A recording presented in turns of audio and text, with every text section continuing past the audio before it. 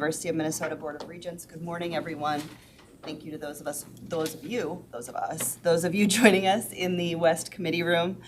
While today's meeting is not being live streamed, the recording will be uploaded and archived to the board's YouTube channel after today's meeting. So as a friendly reminder, the room has microphones throughout the room, so make sure you're projecting when you speak, but also those who are not speaking, please try and limit side conversations.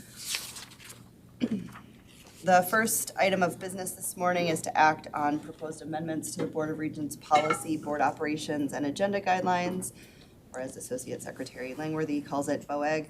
Executive Director Steves and Associate Secretary Jason Langworthy will highlight changes made since we reviewed the amendments at our October meeting. So Executive Director Steves, would you like to start us off?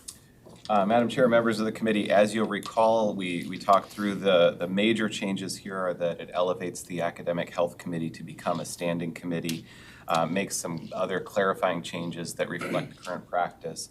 But the most significant changes, which are summarized in the docket item summary, relate to the Audit and Compliance Committee. That committee had recommended several changes which have now been brought into this edit, and Mr. Langworthy will talk about a few of those. Chair Verhalen, members of the committee, good morning. We'll jump to page 8 and 9 of your docket materials. And so as Executive Director Steves just mentioned, these come at the request of the Audit and Compliance Committee, and the main changes are to shift the way that the Audit and Compliance Committee reviews any audit or non-audit services provided by the appointed independent external auditor. So the auditor that does the university's annual financial report. Currently, there is both a dollar threshold and a threshold where if it impairs the appointed independent external auditor's independence regarding the university, then it requires approval by the board before that contract can be entered into. Really, the key here is about independence, and the dollar amount itself is really not relevant anymore. So striking that dollar amount, keeping in if it impairs independence, and continuing that if the administration does not feel that it impairs independence, any non-audit work would continue to be reported to the committee as well. Then jumping down on page 9, down to letter G, other external auditor firms that are not the one doing the annual financial review, if the university were to contract with them, right, there could be a potential concern that doing that work may mean that they couldn't be our external auditor in the future. And so again, there was a dollar threshold and may impair the audit firm's independence. The recommendation here is to simply report those to the Audit and Compliance Committee when they happen so that the committee can be aware of them, but not have to have any approval ahead of time since they're not the university's appointed external auditor at that point. The other items I'll note, and this is where we had a little bit of a version issue yesterday that we updated you on. Under this committee also reviews, there's a number of items there that replicate information above. So the first one, the annual financial statements prior to issue, that's already made clear in section C above. The independent auditor's annual audit and management letter, that's in both letters A and C. And then the internal, the chief auditor's annual audit plan, that's the internal audit plan, that's up in letter B. And then the last bullet is what we were just talking about, and those adjustments have been made in both A and H above. So we're just trying to eliminate, language that is, already in the policy to simplify the policy, but there are no substantive changes. Those activities will continue to be a part of the committee's work. The final thing I'll just note is if you looked at the Audit and Compliance Committee docket materials, you know that the quality assurance review was just completed. There were a number of items that were sort of flagged within that review that may impact this policy, but at this point we wanted to give the Audit and Compliance Committee time to sort of sit with that report, and they'll revisit it and other changes to internal audit review standards in the spring. So we're not recommending any changes based on that review until the committee has a chance to look and consider that. So that's why they're not reflected here. Now, we'll just come back and make any changes to this policy based on what the committee decides at that point. So with that, we're happy to take any questions, Chair Hanlon. Sure. Before we turn to questions and discussion, is there a motion to recommend approval of the proposed amendments to the Board of Regents Policy, Board Operations, and Agenda Guidelines? Is there a second? Second. One, just so we're clear then, today's request is to take action on the amendments as they're written. And then once audit determines the next best steps, then we'll bring something back forward to this committee to make those changes accordingly. Chair Hanlon, yes. If there were changes required for this policy, there may or may not be. Right. All right, very good. Are there any other questions or comments? I just want to say I really appreciate all the time that's gone into this. I know it's been a lot of work. This is a very important policy from the perspective of it guides the direction of the board. And so I really appreciate the time and effort that went into this, as well as the attention of this committee as we've gone through review and action, and now action, and the helpful discussions we've had to get to this point. So thank you. Last call for discussion? All right. There being no further discussion, all those in favor, please say aye. Aye. Anyone opposed? The motion is approved. Ahead of schedule, nice work. Our second item on today's agenda is to review proposed amendments to the Board of Regents Policy Code of Conduct for members of the Board of Regents. These amendments are the result of a comprehensive review of the policy in previous discussions at our September meeting, as well as at our retreat. So taking us through the amendments are Executive Director Steves and Associate Secretary Langworthy again. But Executive Director Steves, will you please start us off? Madam Chair, members of the committee, the changes that are reflected here appear to be more than there are. And so there's a lot of different places where there's redlining. But most of those changes are clarifying language. They are moving definitions from one place in the policy to be closer to where the other language is that uses those, that use those words. The whole thing has been restructured to make it, frankly, more readable and understandable to the audience of users, which are 12 people in this case. So there are 12 people who this policy applies to, so we should make it as user-friendly as possible in that sense. And so that's a lot of what's happening in here, is that it's not changing anything, no substantive change, but it is moving things around and adding clarifying language. And then the other change that I'll note is we've listened to the committee in previous conversations, and we've tried to strike a balance and offer some language around when and how regents are permitted to use university marks such as letterhead or other things, and clarifying when they're speaking on behalf of the university or not. And so we've added some language in around that, and we're happy to get your feedback as to whether we've hit the mark and reflected the previous conversations accurately, or if there is additional language that is needed. Specifically, that's in the last item you were discussing is in section 9 of the policy, and it's quite tailored and is really targeted, is intended to really focus on, as you said, making clear when regents are speaking on their own behalf versus using regent letterhead and University of Minnesota letterhead, which has a different connotation to it. And then also making sure not to use the title of regent when making recommendations for individuals applying to the university or its programs and scholarships and awards, which I think makes a lot of sense, because we as a board make certain recommendations, but individually it can create some questions as far as who's speaking where and what authority is trying to be used in those situations. So from my standpoint, I feel like this language reflects that, but I'm interested in the rest of the committee, both on this issue as well as anything else in here. So is there any other discussion from others or questions? And remember, this is just review, so no action today. Regent Mayron? Yeah. My main issue is with respect to this section 9.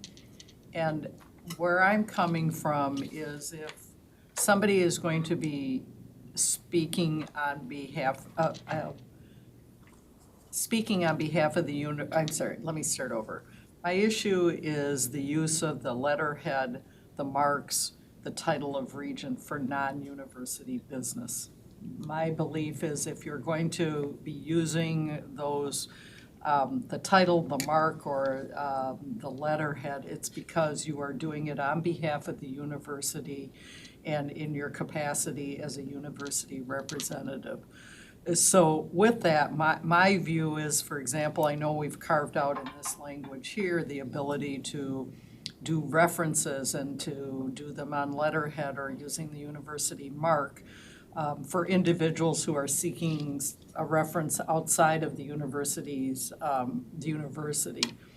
My view is people are free to give references. I do all the time, but I do it on my personal letterhead, and within the reference, I am likely to, if it's important and relevant, to reference the fact that I am a regent, that the context of this reference has to do with my interaction with that individual or organization as a regent, and that to give context for the reference that I'm giving. I think that's absolutely appropriate to do in the body of the communication, but in terms of using university marks, letterhead, et cetera, I firmly believe that those should only be used when we are speaking on behalf of the university on matters that we can speak about. Otherwise, if we're going to be speaking in our own personal capacity, then do it on our own personal communications. So I appreciate what the board office did here in terms of carving out the kinds of, for example, references. We did talk about that during the retreat session, but I don't think personally it's appropriate to be using those kinds of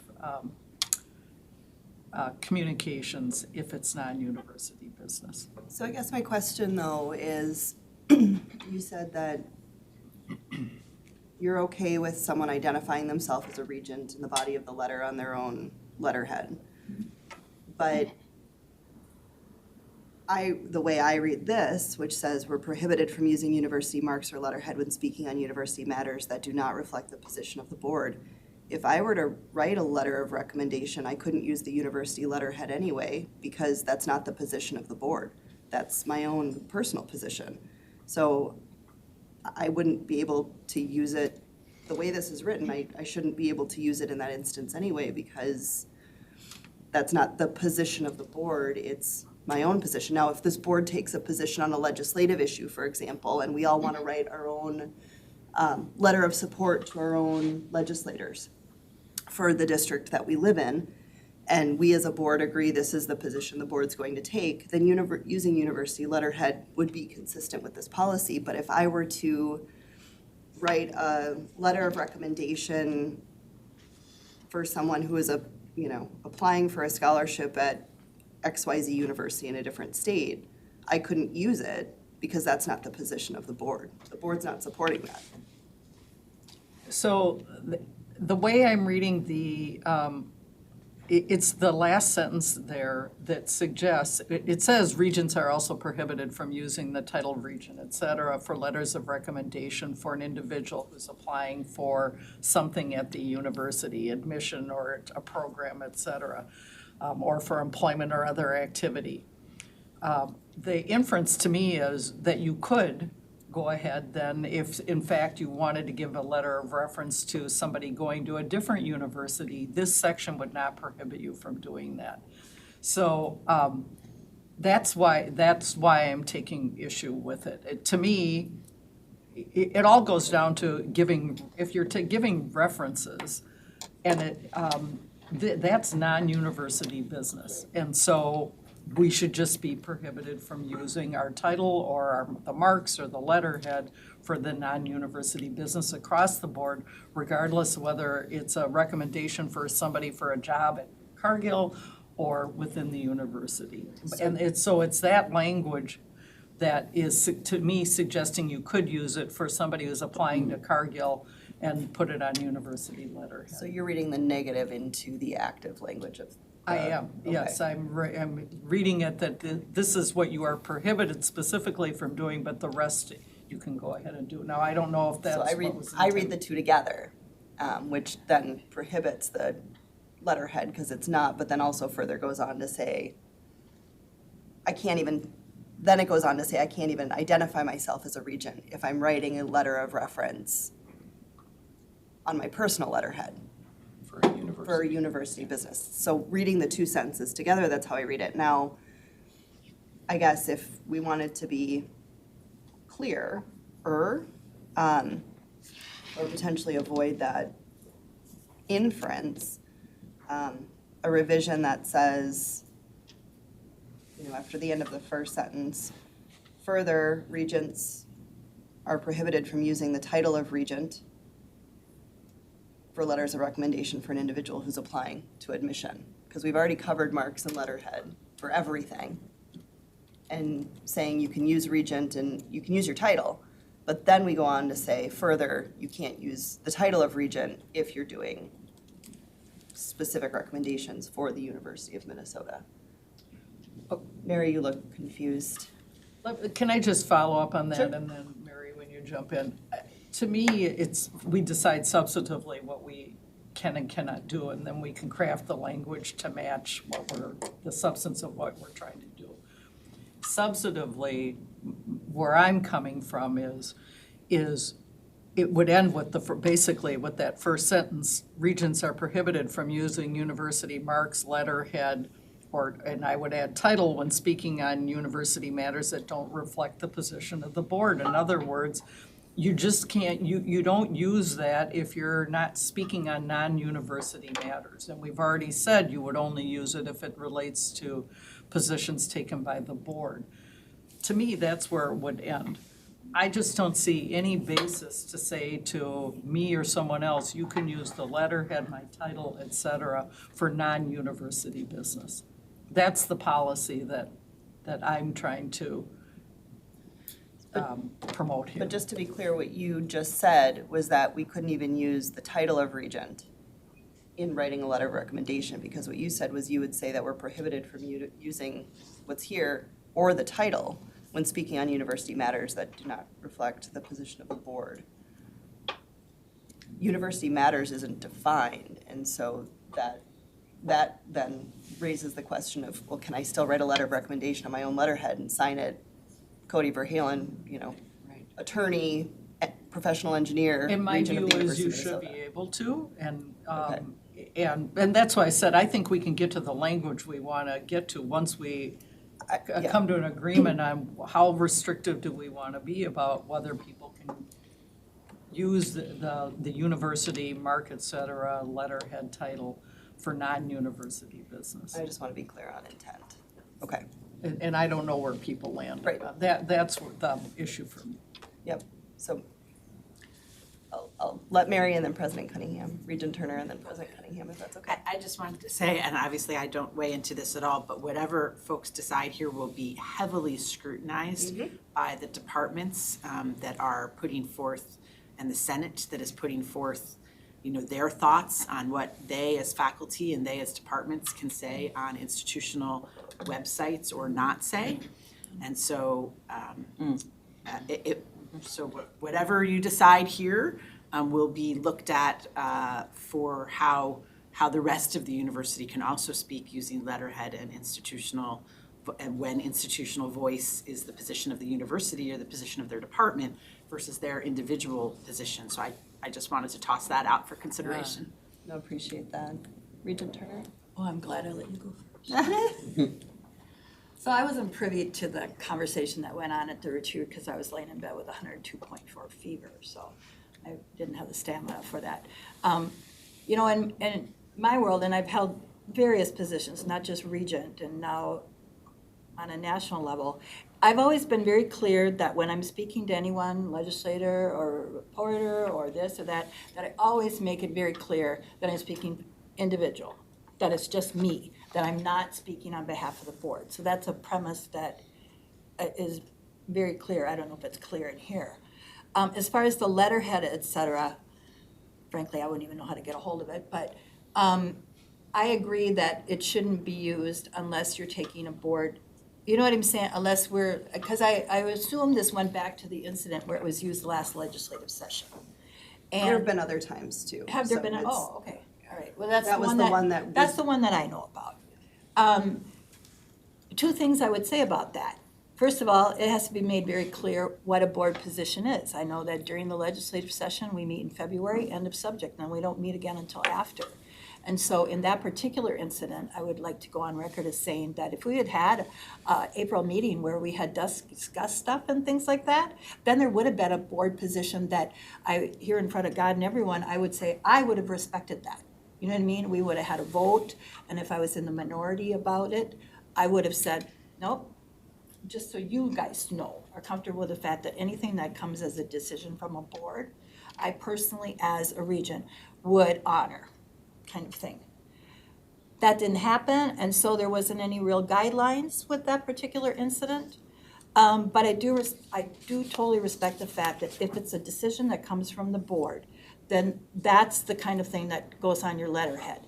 Now, to sit and say that, like you were referencing, you know, somebody wanting to use, they want to get a job at a different company or something like that, and they come to you because they think you might be have a good, I don't see anything wrong with acknowledging the fact in the body of it. Once again, this is my own personal, I happen to have this position, I'm not speaking on behalf of the board, but, I mean, what benefit is it to the world if we're gonna deny our existence and deny our roles and things? I don't see anything wrong with somebody saying, hey, you're somebody that, I just don't see anything wrong with that, as long as we're not violating the rules of using the university as overall for our own, the letterhead and all that, or going against decisions that were made here on the board.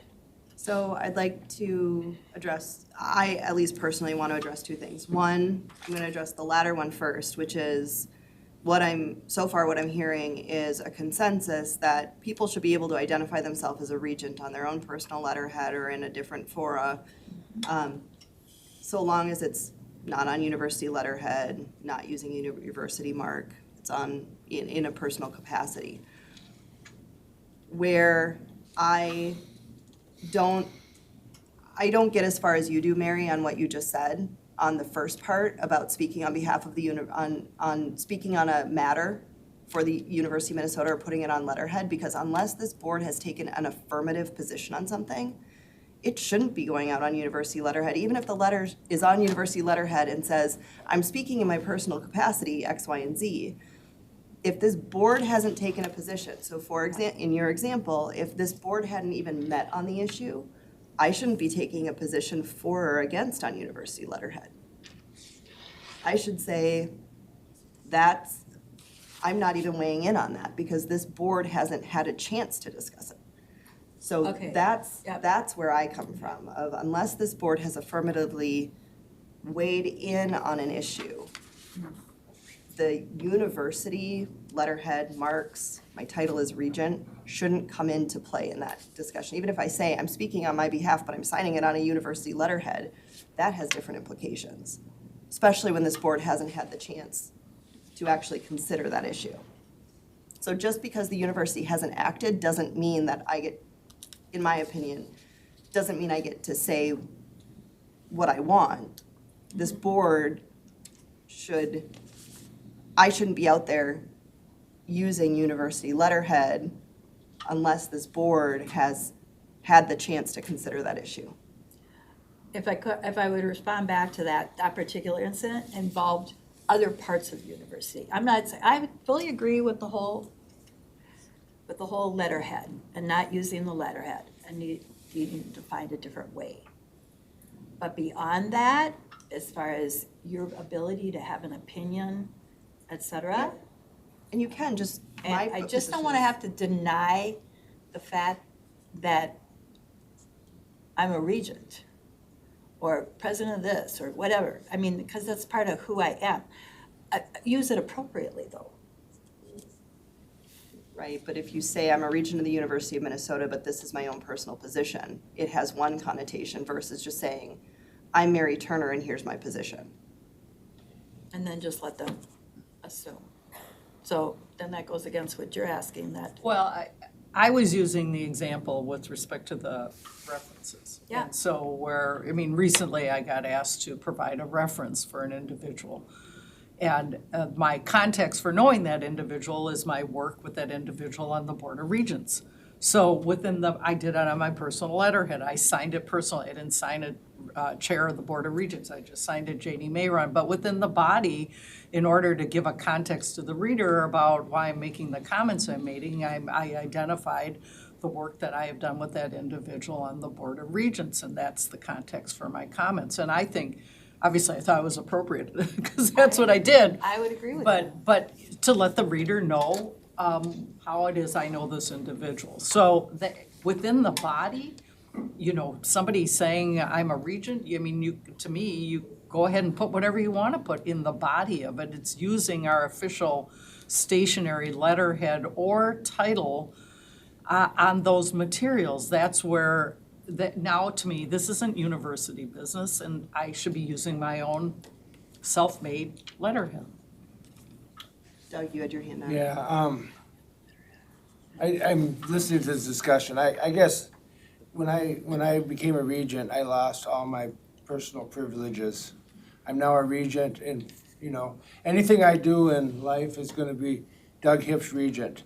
If I speed on the highway, it's gonna be Doug Hipp's regent, right?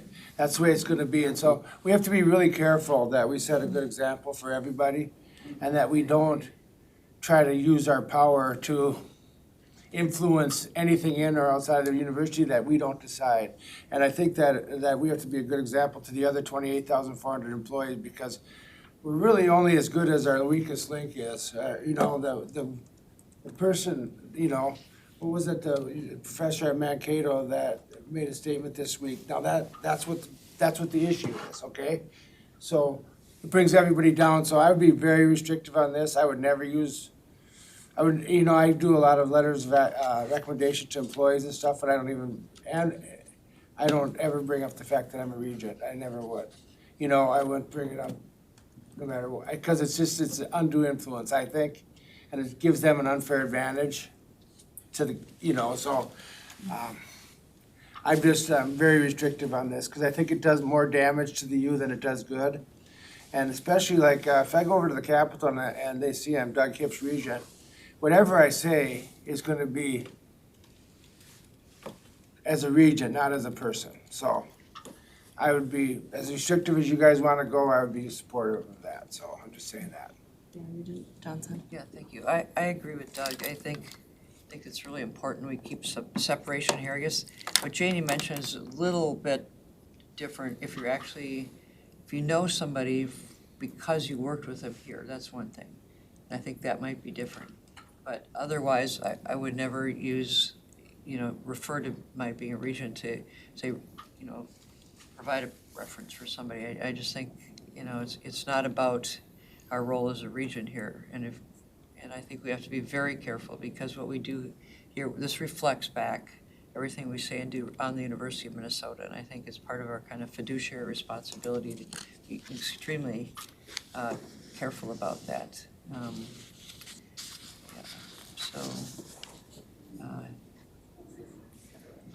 Regent Wheeler, we haven't heard from you. Yeah, I feel similarly, that, anything you say, except for, Janie's example, when it's in the context of only knowing Yeah. somebody through this Yeah. thing, that makes sense, But otherwise, I agree that, I think about that and our fiduciary duties in a big, profound way. In fact, if anything, I'd strengthen the first sentence to say it has to be use your language, Cody, an affirmative position of the board. So it's really clear that all have agreed, that's the case, and that's the only case in which the letterhead can be used. So. So Can I just make one little follow-up too? you can, I have a question, but Okay. go ahead. Oh, well, to her? Somewhat, but go ahead. Okay, I just wanted to get back briefly to what President Cunningham was kind of alluding to too, thinking about if we're doing this, then if the faculty might feel empowered to say, well, okay, I'm not putting this, because there are conflicts about what you say and put statements out there, okay, it shouldn't go, if this is your personal opinion, you shouldn't be putting this out under University of Minnesota letterhead that I'm this big professor or whatever. But if you do, okay, I'll put it on my own, but I'm stating this as I am professor here and there. You're implying that, you endorse this out of that role, and that gets out there too, and that reflects on the university. And if I understand that correctly, that would be a deep concern as well. Go ahead. If I may, so the university has spent the last couple months through their departments and through Senate committees and work that Provost Croson has done debating exactly this, exactly what they can say as a department and how they reflect that, and whether or not it's individual views of the faculty or a university position and what website it could go on. And so all of these things are just, however, they also have suggestions for what the board can say and what the board can't say in their initial recommendations up. And so I think whatever you do here is modeling that. For Regent Mayeron, when we're all asked to write a ton of letters all the time, I do see a difference between, if I know somebody because they're sitting next to me here versus more often, it's the people in the community that I know that say, you're connected here or there. Could you write a letter, for my son or my daughter or whatever they worked for you sometime is not related to the work here. And that might be, that's a different thing probably than putting your title on it, is what I'd see than when you work with the person right here in that capacity. Any other thoughts before, and then also a check-in with Associate Secretary Langworthy and Executive Director Steves to see if you have enough information for the next turn. So Regent Johnson, it looked like you were going to add something. No. Oh, okay. No, I just, Okay. I didn't know you said you had a question, but I just. It's been answered, so we're good. Madam Chair, members of the committee, I think this has been really helpful. It gives us a sense of, hopefully a sense of some language that we can come back with. I think that we're getting consensus around the first sentence there about not using university marks and letterhead and those kinds of things for matters that don't reflect maybe an affirmative position of the board or the university. And then beyond that, I think the third element of that is that regent title. And we'll need to come up with a little bit of nuance there. One of the things that we're aware of is that regents are provided university email accounts, and many of them put a signature line at the bottom that identifies that they're a regent. And so we want to write a policy that that isn't going to throw people immediately into non-compliance. And so we'll try to nuance that a little bit, just because we understand you respond to emails sometimes, and so we'll. And on LinkedIn profiles, people have listed as a position in addition to work, Regent of the University of Minnesota, X year to X year, or X year to present. So And so where does we'll try to come up with some language that hits the mark, and we'll seek your continued guidance as we try and calibrate this the right way. Yeah. All right. Thank you. Thank you. One question. Okay, so first of all, I don't know how to put a signature thingy on there, so I never use that. Half the time I don't even write my name, I just send it back. But when I'm interacting with the board office, every once in a while, I'll just write Regent Turner or something, but I should just say Mary or what? Except there's two of us Marys, so.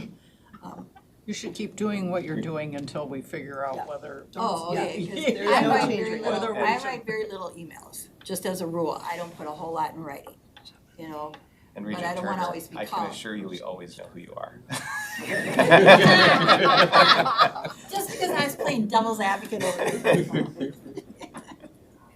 Well, I don't think there's a problem with putting your name at the end of the University of Minnesota email when it's to the UMN account, so. If I may, Chair Verheugen, Mm-hmm. the social media piece is obviously newer in all of our worlds right now. Mhm. But we spend a lot of time counseling senior leadership and administrators. So I, like Doug, do not get to have any personal social media that will not be viewed as me speaking for the University of Minnesota. that luxury went away. In taking the position. And taking the position that Yeah. when I post something on LinkedIn or on social media, it will be viewed as the view of the university here in my role as president, so. Sure will, yep. And Chair Verhalen, Regent Hips, just to your question, I think what we're trying to get at is certainly we advise you to use your university email for university business. Yeah. But let's say someone emails you and says, I would love to do this, and you respond back, that's a great idea. That sounds fantastic, and it has your title in the signature. Now, are you officially giving an endorsement? Is it, how could it be viewed? And so we just would want to make sure this is clear so that something, couldn't be seen or that then you're automatically out of compliance. Yep. Just a Cody, or Regent for, Chair all good. Verhalen. Yeah. I respond to a lot you of know- things, so it's fine. Yes. Try a few others. It occurs to me, this was initially prompted by what happened last spring during the legislative session as it related to the parallel legislation that we didn't know about and all of a sudden was on the radar of the legislature, and some of our regions commented on it on university stationery. And that's what triggered this, taking a look at this whole piece. And then at the retreat, people gave by way of example, well, what if I want to give a reference? And so and what we've ended up here with now is trying to address those two issues. And then I'm struck by, as we do that, then what you're all pointing out, the ripple effect that could have on other things that we conduct our business that we're really not trying to address by this at all. Yeah, I have to be careful, right? And so we have to be, and maybe and so again, trying to make sure that we're not trying to overdo this and that we're kind of sticking with the issues that the Regents raised. And that doesn't mean as things evolve and social media evolves, we're gonna have to come back again and talk, there'll be an anomaly that's gonna show up and we went, oops, this is not the appropriate way to deal with it. And we may have to deal with it on a case-by-case basis. I am concerned about getting so broad that we're gonna cobble ourselves or restrict ourselves from conducting day-to-day business, which is not what we're trying to do. Yep. Yeah, it's one of those policies, like we've looked at some others in the past, which is we're building this out, we need to test it, see where it goes, and then be agreeable to being nimble enough to address those issues as they arise. Yeah. All right. Our final item today is to review the proposed amendments to the board's bylaws. The amendments are the result, again, of a comprehensive review. It seems that those are endless.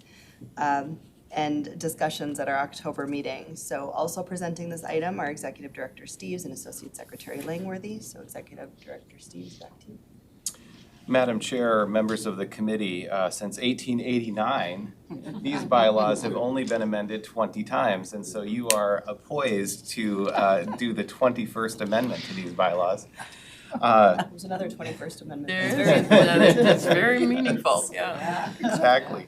There are a number of changes throughout, and we'll talk a little bit about them, but I want to just say at a high level, there are two big things happening in these bylaws changes.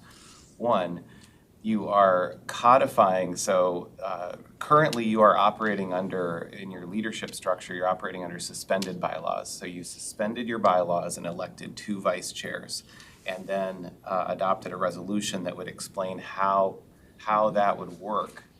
Because there's a number of places where the vice chair elevates and you had to figure out how that would work. And so what we've done here is brought forward language that would codify the opportunity to have 2 vice chairs. So it doesn't mandate it. It would allow the board to elect 1 or 2 vice chairs. And then it has language to say, if you elect 2 vice chairs, here's how it works, and explains all of that. And then the second thing that the second major issue that is happening here, or major topic that's being addressed, is requests to appear before the board. This is a topic that we have heard from all of you about, and you sought to have us come up with some language to create new pathways or create a new way for that to be reflected in policy. And we've offered two alternative options. So they're labeled as option 1 and option 2. And so we'll walk through those, but what we're seeking here today from you is some guidance as to which option you prefer. We wanted to give you some choice in this because there are a couple of ways that you can handle this. And so with that, I'll let Mr. Langworthy walk through more detail. Chair Verhalen, members of the committee, we'll jump to page 27 of the docket materials in section C3. So first of all, just note the vice chair items. Based on the feedback, we have sort of the choose your own adventure route of either 1 vice chair or 2 vice chairs. We don't have the 11 vice chair option in here, right? It is limited to either 1 or 2. And depending on which way the board would want to go during an election, then you can see in 3, either A applies or B applies. And that's reflected then if you continue to scroll down to section E, vacancy of the board on page 28. Again, depending on if you have 1 or 2, then that's how you would deal with a vacancy in the chair, right? Because the main piece with the vice chair is if the chair is absent, so just not at a meeting, who would preside? And then if the chair is vacant, so if the chair were to resign, who then takes over as the chair to serve out the remainder of the term? So in both of those situations, we needed to build out some language depending on if it's 1 vice chair or 2 vice chairs. So that's reflected there. Then jumping down, starting on the top of page 31, for the request to Jason, appear. Sure. Chair Verhalen, can I interrupt Jason here for 1 second before he goes on to page 31? Can you explain how section E, the vacancy of the office of the Board of Regents, subparagraph 2 operates in the event there are 2 vice chairs? I get what happens if there's a vacancy and then the 1 vice chair will carry out the rest of the term of that chair. But to make sure I understand what we're contemplating here, if there are 2 vice chairs until the term of the chair who has left, how that's handled. So, Chair Verhalen, Regent Mayron, so in this situation, this is when the chair were to resign from the board, right? Or Their term ends. or not, Well, no, I mean, Oh, like, or- they're as a regent while they're still chair of the board. correct, yes. For whatever reason, the chair has been vacated and the chair is no longer a member of the board. So in that situation, there, you have the 2 vice chairs.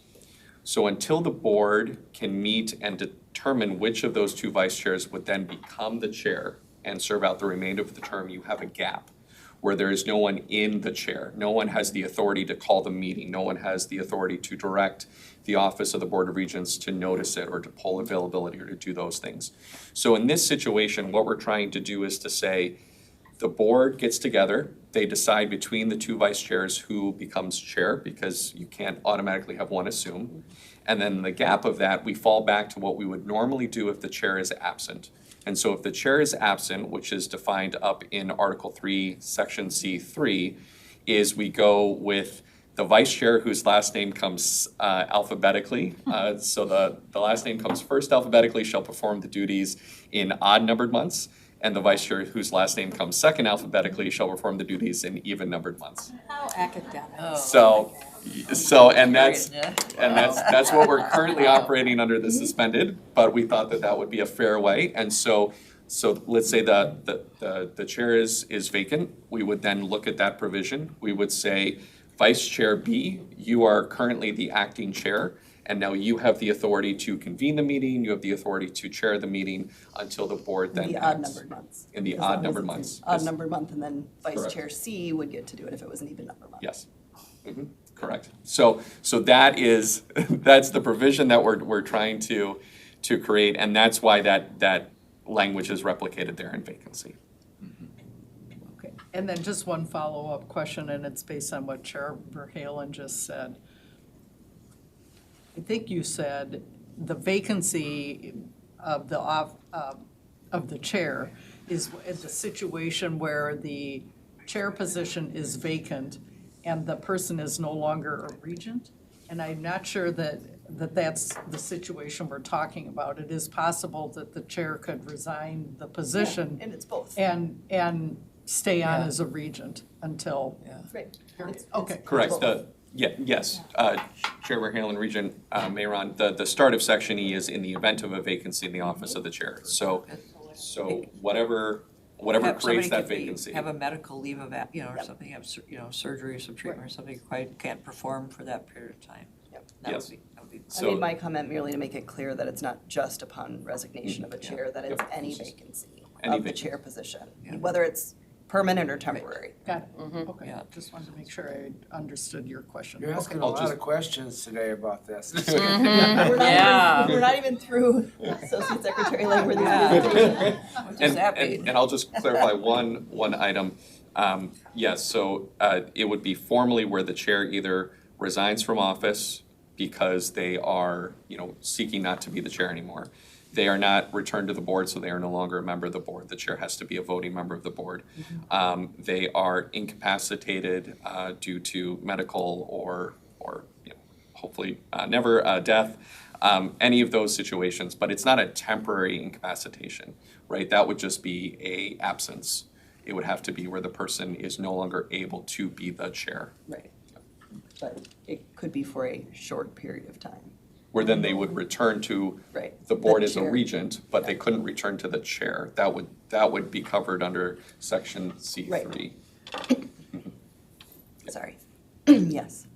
Would you Proceed. continue to the next one? Yes, absolutely. So scrolling down to page 31, request to appear. So this is where we have the two options.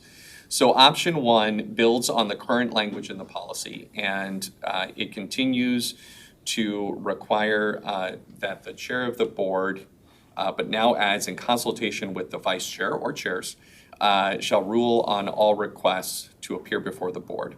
It adds an element of asking the requester to provide a rationale for their requests, and then gives guidance to the chair to consider, and you can see the 4 bullet points there. So to think about those items when considering making the requests. We then have, under that, some language where then if the request is granted, it's placed on the board's agenda under receive and file reports or another appropriate agenda item at the discretion of the chair of the board.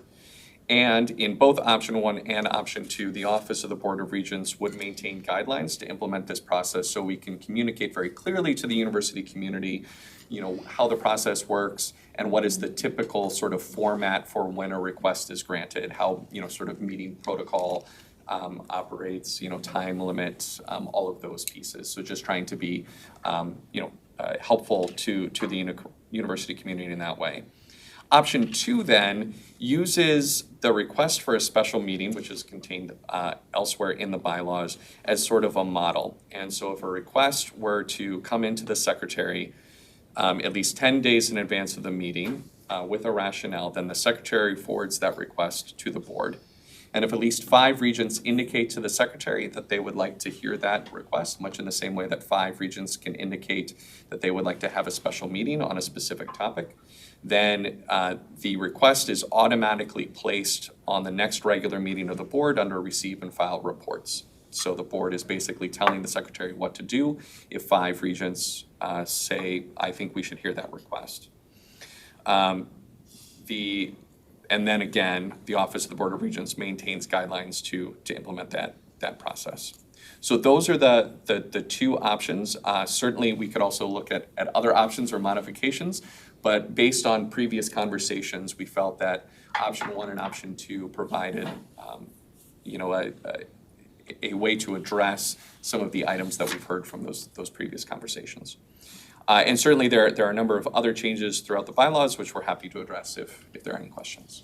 So before we move to discussion, I want to raise one item that I think, as between option 1 we'll start there. As between option 1 or option 2, the one item that I think we should consider is not only how far in advance of the meeting the request needs to be submitted, but then how far in advance of the meeting the decision has to be made.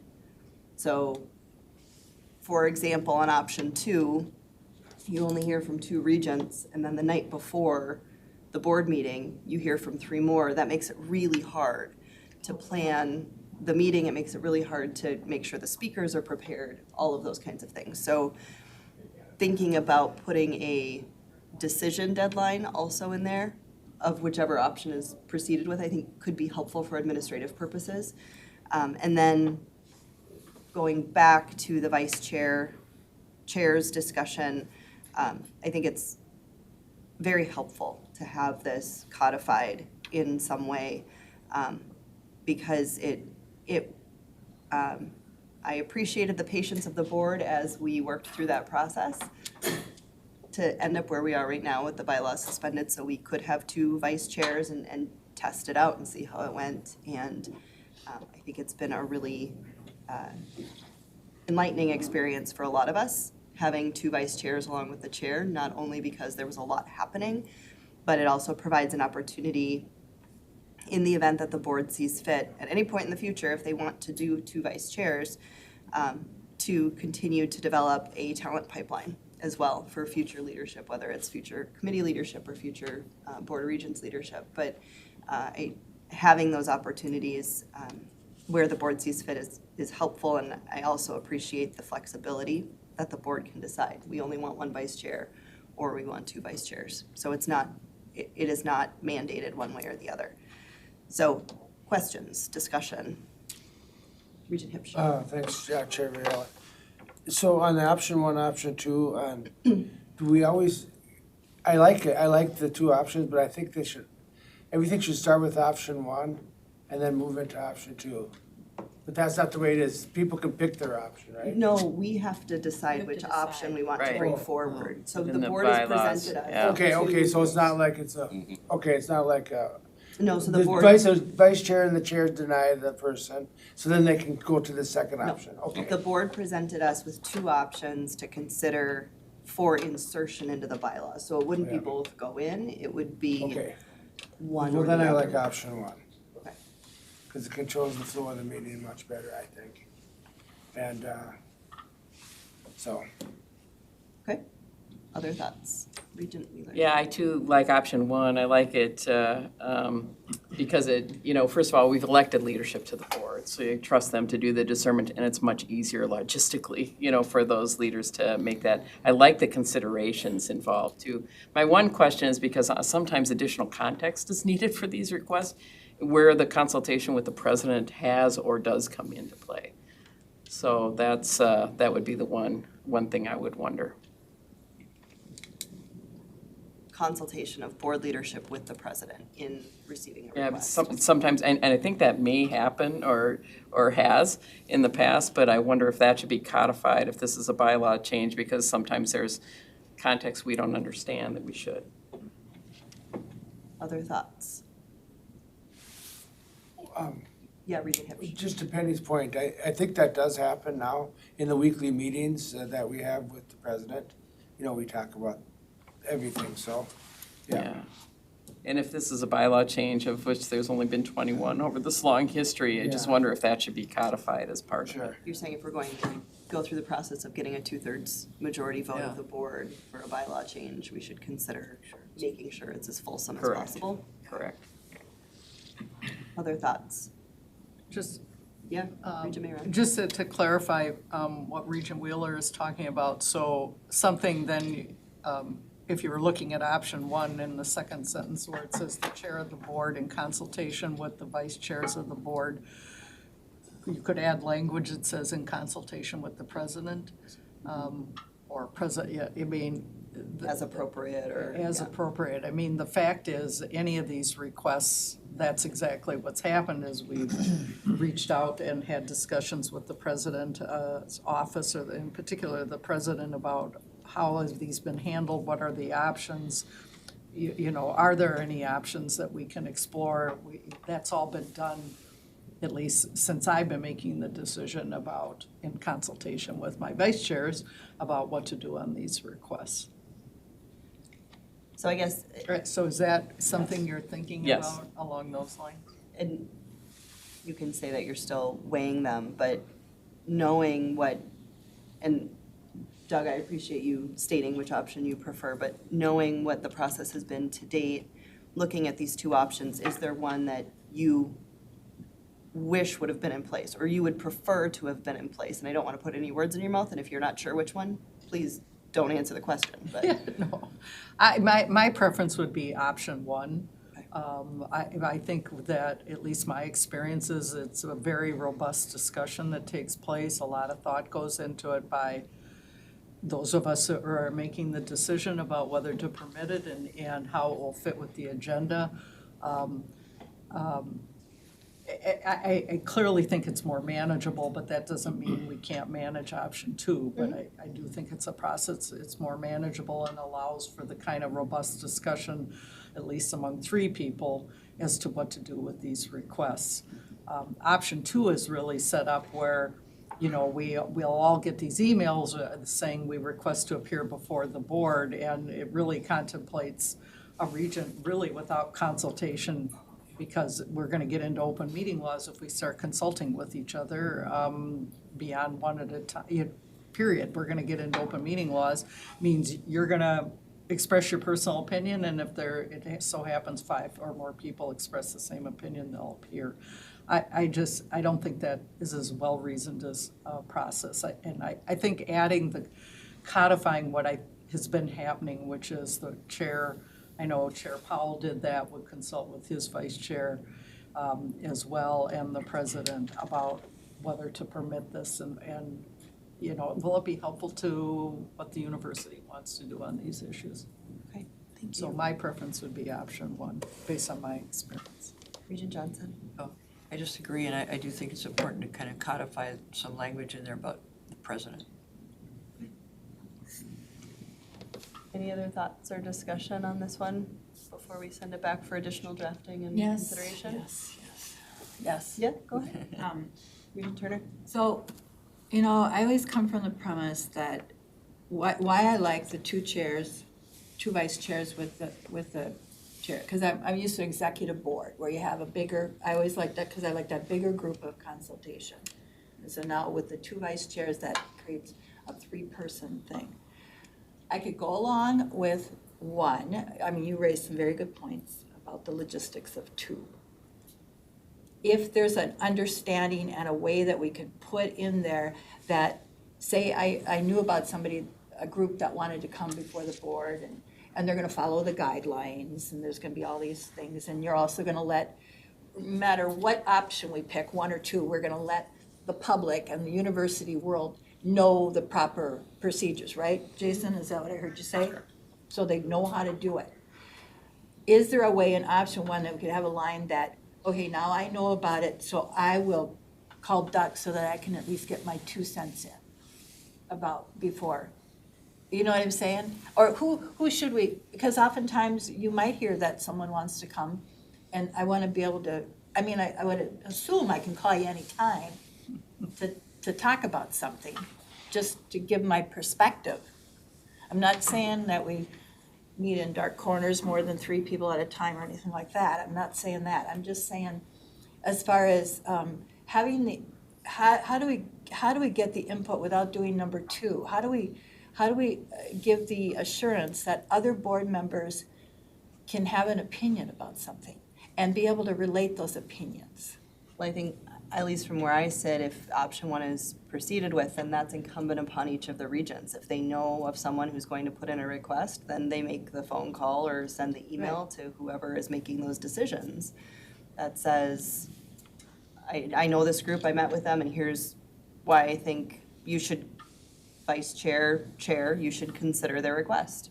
And that, you know, keeps the onus on each of the individual regents to continue to do our fiduciary duty in representing the university as regents of the university and proceeding with business.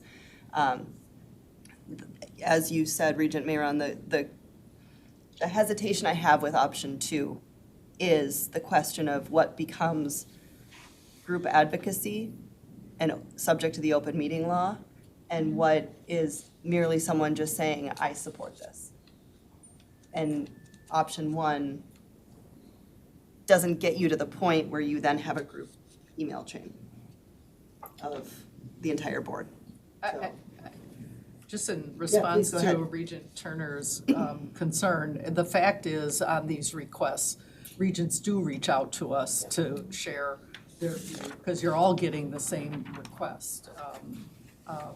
If shared your view or shared if a decision was made not to permit the group to, or individual to address the board, to weigh in and say, I think that's improper, why aren't we, and to challenge it. So certainly, regents have communicated their views, even though it wasn't codified by any means. And that's what, I mean, we do that all the time. If we have an issue, we pick up the phone and try to talk it through with fellow regents, colleagues, et cetera.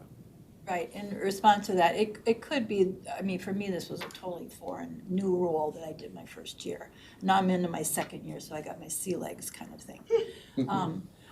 But this would be something that I could see in a regent orientation or at a retreat kind of thing, especially with new ones, to kind of have a little section where we kind of go, what are our lines of communication, encouraging one to call up the chair. I don't know, as the first 6 months, I wouldn't necessarily called you, Janie, unless you called me, because I was like, oh, can I do that kind of thing? You know? Very I know. But that would be a really good thing to have in some kind of orientation conversation or a retreat conversation, so that you can have more, so that everyone feels involved, you know, and knows the right channels and knows that it's okay, so that we just don't bother Brian with everything, which that's what I usually do. So it's all to create a cohesive, everyone feels involved as a regent, and you're not just a placeholder in a chair. Yeah, so I don't want to cut off conversation, but we do have a meeting that starts in 13 minutes. So Regent Johnson, Regent Hipsch, and then we'll close it out for the day. Just very quick, based on what Mary said, I'm thinking that's probably part of the onboarding for new regents, and that just important to have that. I was gonna say the same thing, that part of the onboarding, I think when you're a new regent, everybody who didn't get what they wanted with the last group of regents calls you and tries to get on the agenda and tries to push you. And so they need to know that history of how those decisions were made in the past too. So I think this is all part of the onboarding process and part of the, I agree with that, Yeah. so.